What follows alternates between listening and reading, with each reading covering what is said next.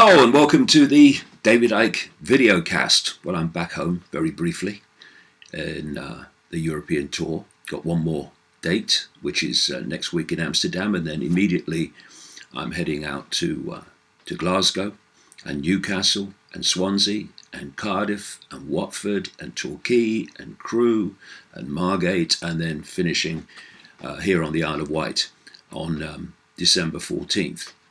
And what you see when you travel as much as I do to so many different places is that the voices that scream through the microphones and dominate the microphones do not reflect the views of the vast majority of people who never see a microphone.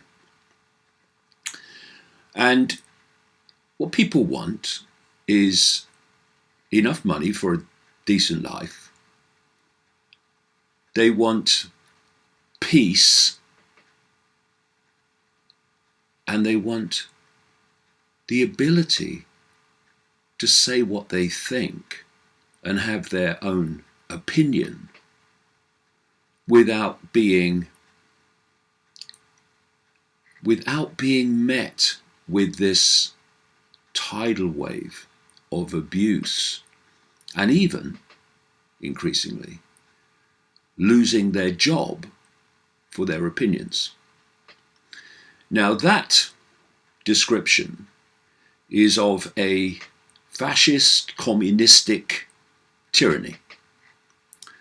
And that is what the so-called free world is so fast becoming. One of the things that I talk about in this speaking tour is a concept of mine, which is know the outcome and you'll see the journey. And what I mean by that is if you don't know what the outcome is planned to be, then it's just a series of random events happening in the world. But if you know what the outcome is meant to be, then those random events very clearly become the stepping stones, what I call the totalitarian tiptoe, towards that outcome. So, what is the outcome in terms of information and freedom of expression that is desired by this global network or global web that I've been exposing for 30 years? Well, this is the outcome. That the point will arrive far quicker than anyone can imagine now, although they're starting to get an idea. The point will come when the only information that anyone receives will be that which the hidden hand and its establishment wants people to see. Straight out of 1984. And that is now increasingly possible because of algorithms that are not only censoring after the point of delivery, after you post. The technology is being developed. In truth, it already exists. It's just a matter of finding the excuse to play it out, where algorithms will actually stop the posting before anyone sees it. And this is why, systematically, the information that people receive about everything has been concentrated and concentrated and concentrated more and more and more on the internet, where algorithms can apply. And so these mainstream media journalists, often what pass for them, who kind of support the censorship that's going on now of people with a different view will themselves be subject, like the inverted, progressive, non-progressive, regressive mob and Twitter stormers. They will be subject to the very censorship structure that they're now cheering and whooping and clapping into existence.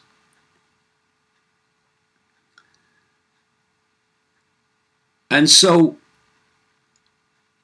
what we're seeing daily almost are the stepping stones, the totalitarian tiptoe towards this point where people will never see any information that is not accepted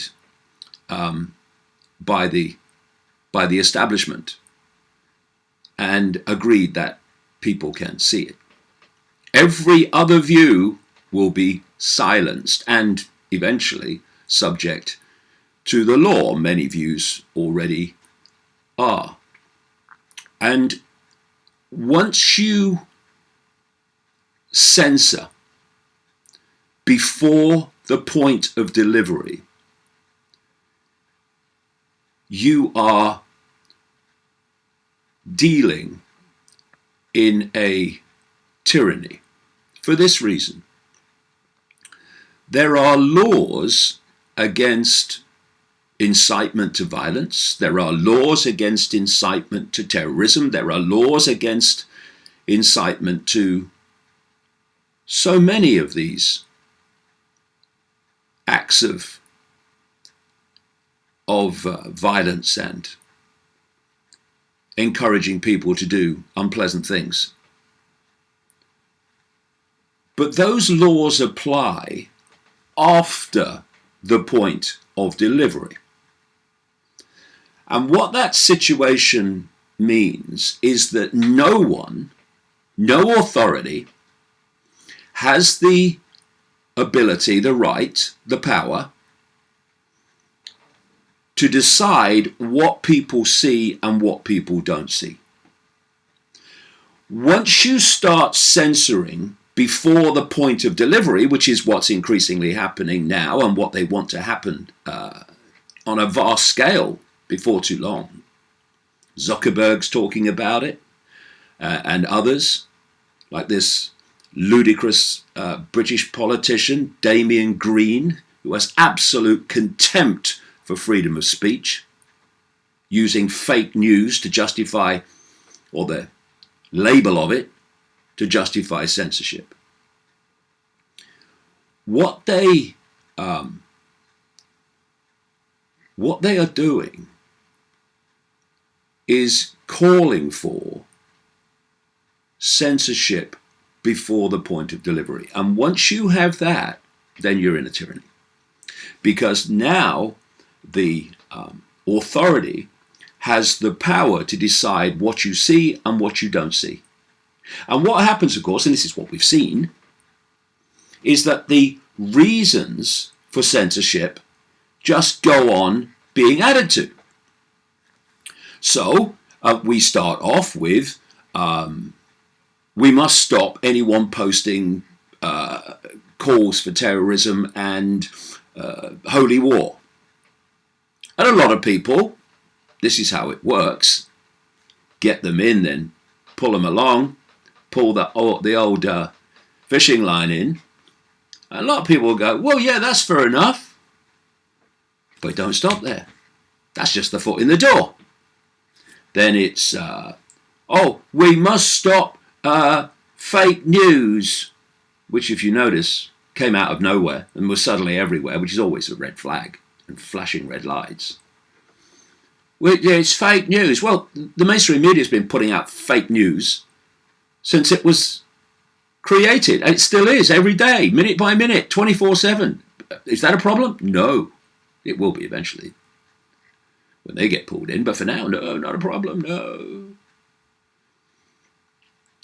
But people who are challenging that official narrative and exposing it with facts, that's fake news. Oh, we've got to stop fake news. So, okay. No calls for terrorism. No fake news. Hate speech. That's another one. Hate speech. What's hate speech? Whatever we decide that it is. And not only is this idea of hate speech, which overwhelmingly is anyone with a different opinion that the establishment doesn't want in its progressive, illiberal mob rails against. So not only is hate speech another step on the road, another reason, excuse made up to censor freedom of expression, but it itself moves along a road of expansion. So more and more things are called hate speech. And we've just had the most extraordinary decision by the European Court of Human Rights, which decided that hurting someone's religious feelings is more important than freedom of speech. So some people, unfortunately, I feel for them, I think they're sad, will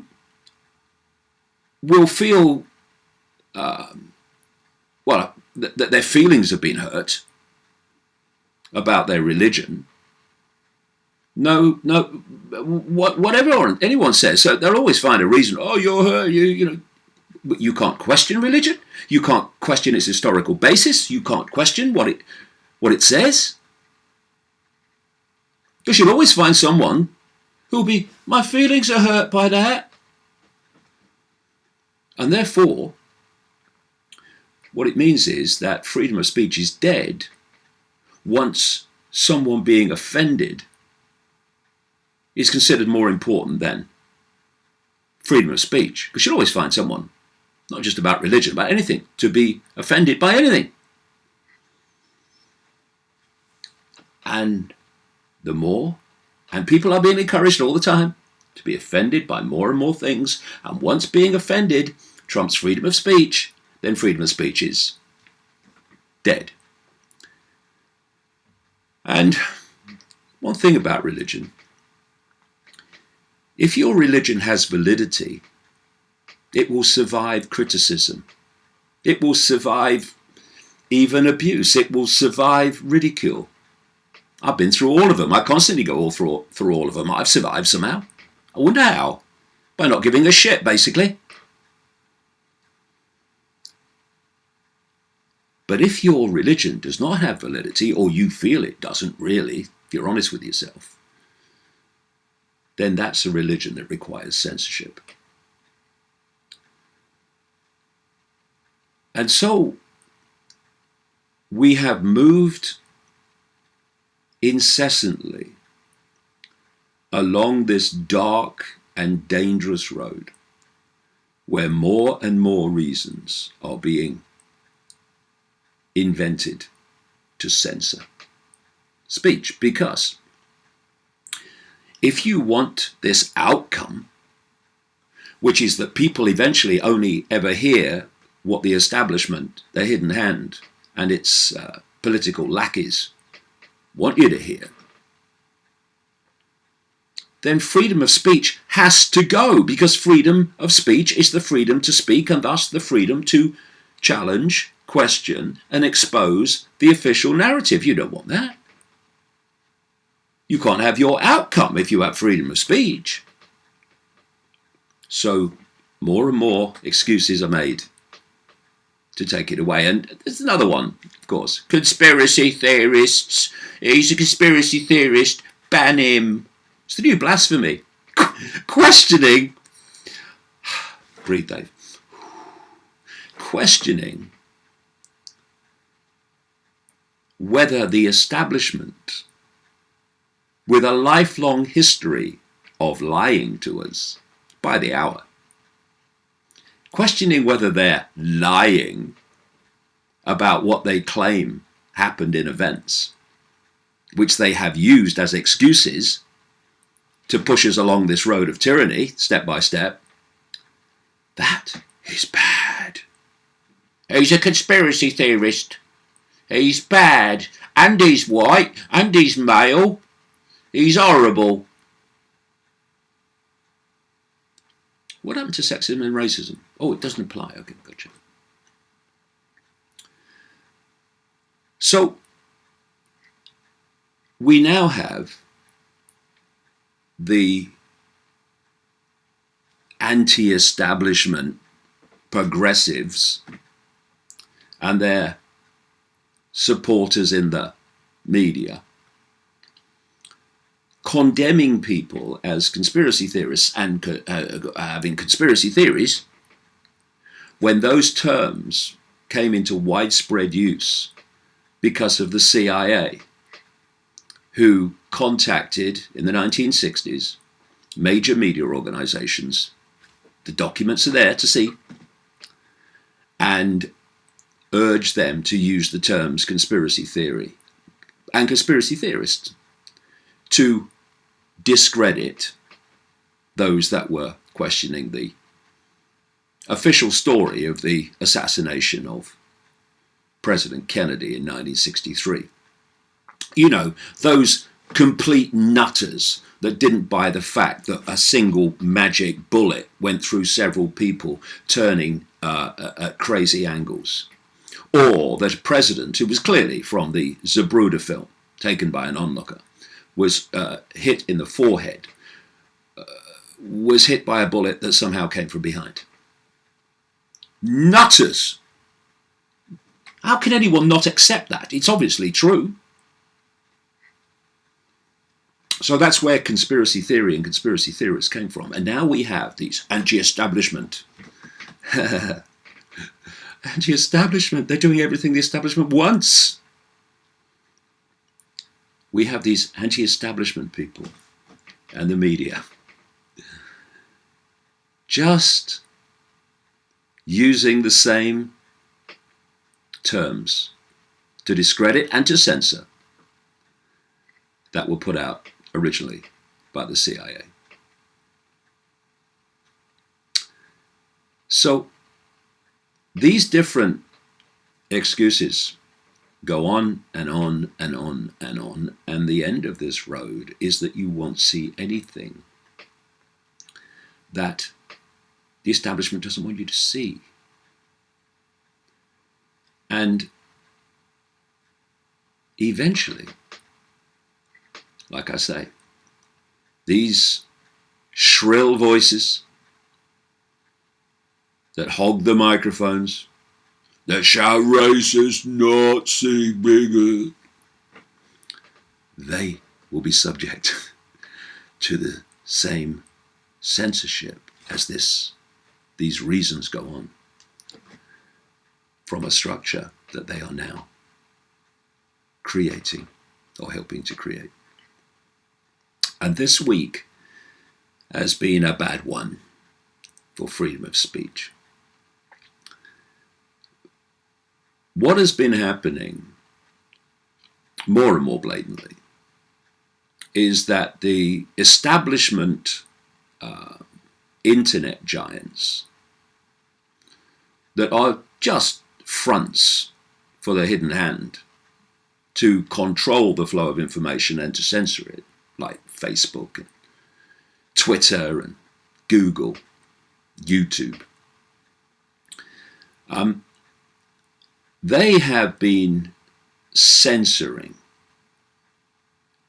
in the most obvious and blatant manner. I mean, they don't seem to care if people know now. Censoring people who are challenging the official narrative. And they're using all these terms, fake news and political correctness and hate speech. And oh, God, it's pathetic. And so there's been a reaction against that, because people who do believe in freedom of speech and do get off their arse and don't just talk about it, have sought to create other social media platforms that do not censor, to get around this establishment, internet, giant censorship. One of them was called Gab. And of course, what is happening, and you can see it very clearly, you know those kind of fairground game things where you have a hammer and heads keep coming up through holes, and the idea is you hit the head as they come up. Well, that's what's happening. I mean, you couldn't get much more symbolic of what's happening. So the idea is this outcome. No one sees anything that the establishment doesn't want you to see.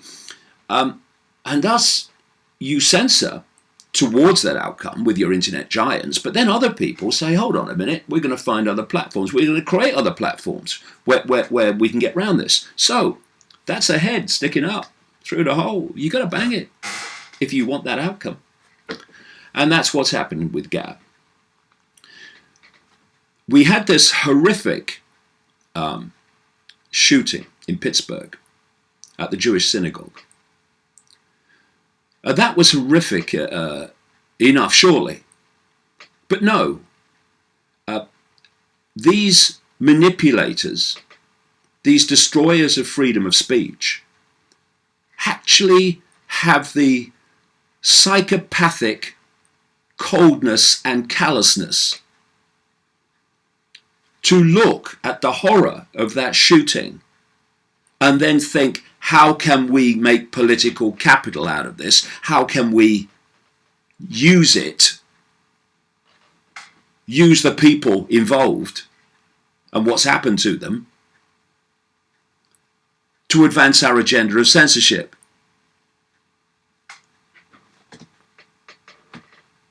I mean, it's sickening beyond comprehension that anyone could have that thought process, but they do all the time, and they have with this. So because the man who they have arrested for this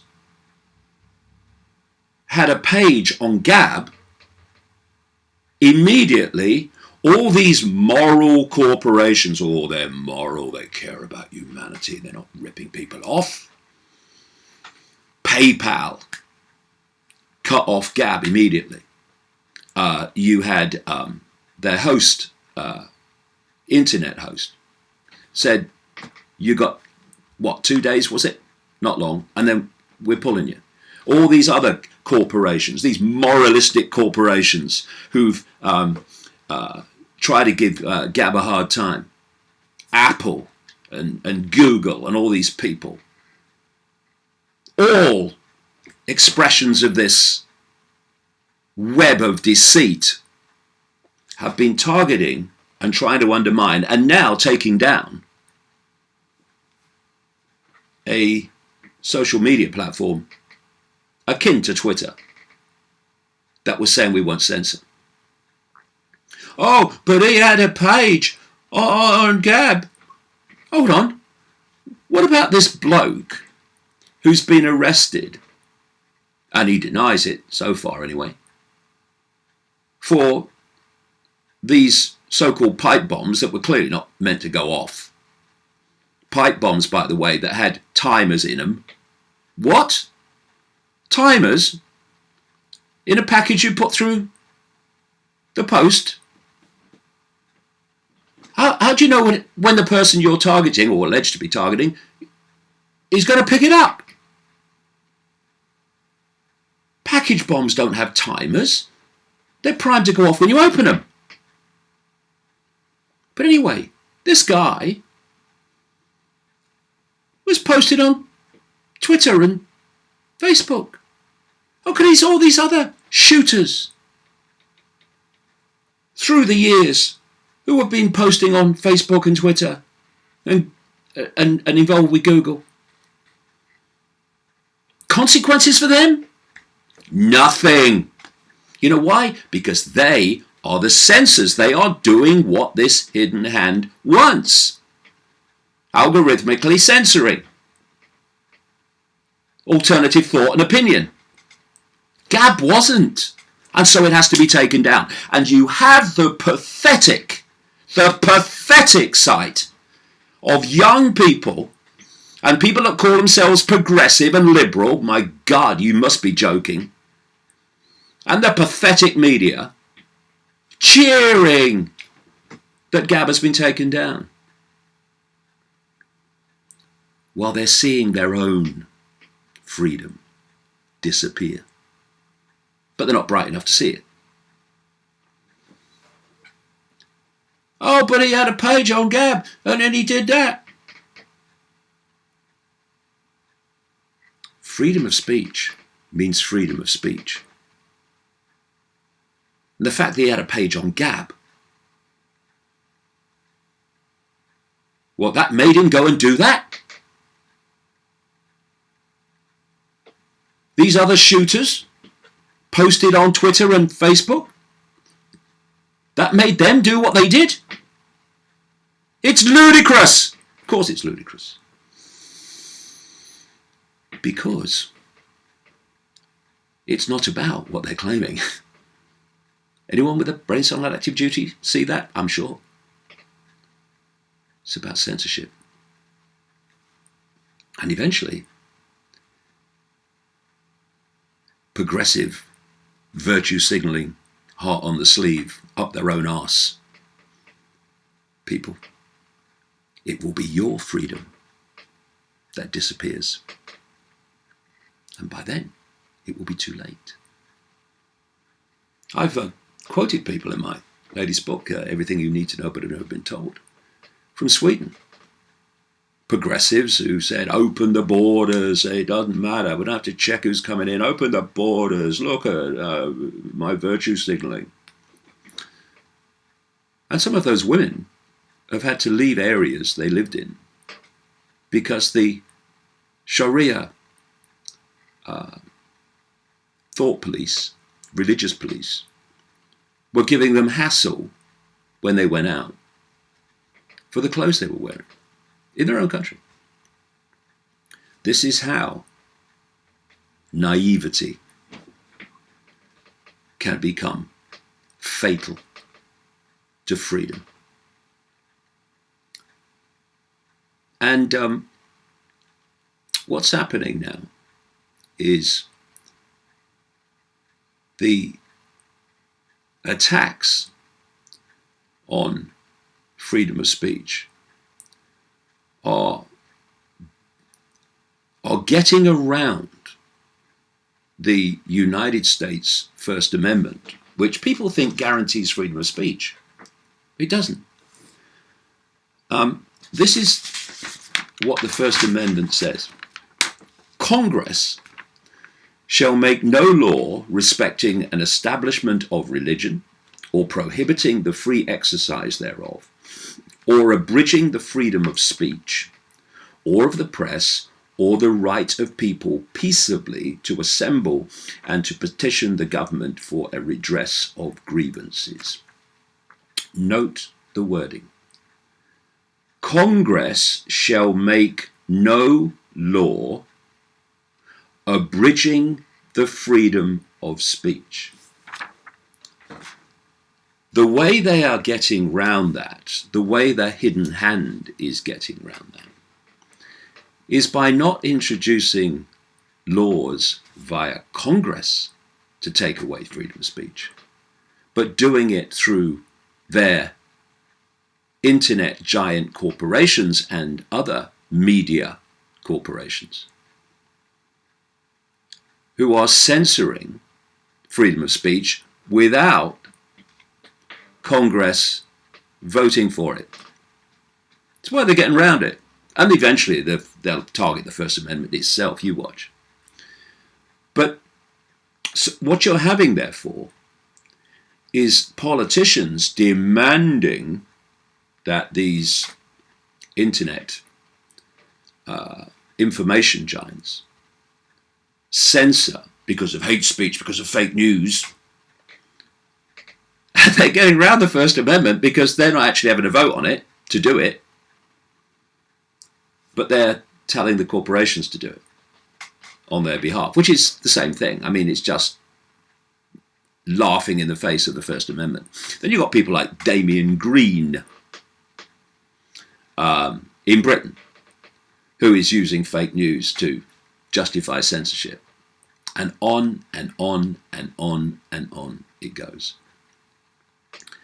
And this is not where it's meant to end.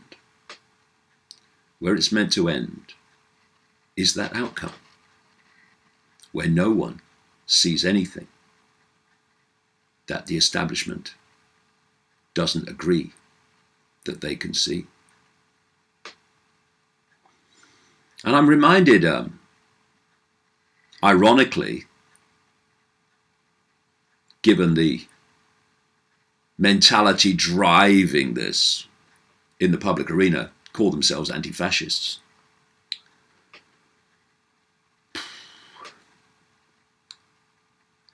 Reminded of the words of that German pastor after the Second World War. First they came for the communists, and I was not a communist, so I did nothing. Then they came for the trade unionists, and I was not a trade unionist, so I did nothing. Then they came for the Jews, and I was not a Jew, so I did nothing. Then they came for me, and there was no one left to speak out for me. That is the process we are now going through, that we are now seeing unfold by the day. And if progressives, especially young progressives, want to live in a world in which they are free to have their opinion, then they need to get their heads round this sequence that's going on pretty damn quick. How about now? Will they? My breath I am not holding.